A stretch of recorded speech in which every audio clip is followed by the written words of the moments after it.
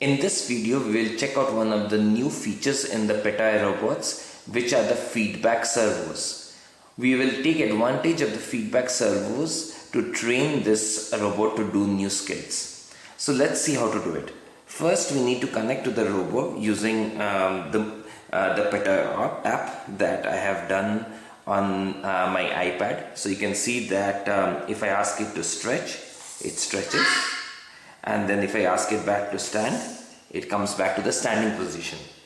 Now in order to make it learn, I need to send it a serial command. So you can see in my iPad that I am sending a serial command to it. And then I click on test. So now the robot is ready to learn. At this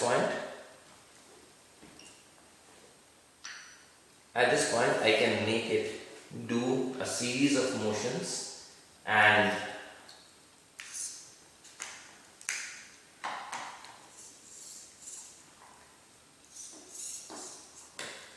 then at the end I will let it stop. So now it has learned the motions. Then the next step is to replay the learning. So in order to replay the learning, there's a different command. So you can see in my iPad that I have programmed the replay command FR, and so now we are going to play this command.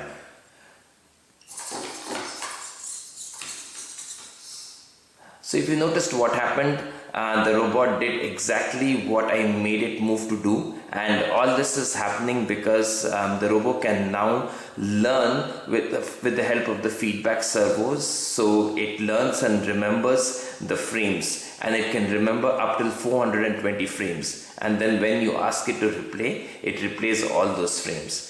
So try out this new feature. It's really wonderful. It opens up a lot of opportunities to train your robot, especially if you really don't want to program an Arduino. Best of luck.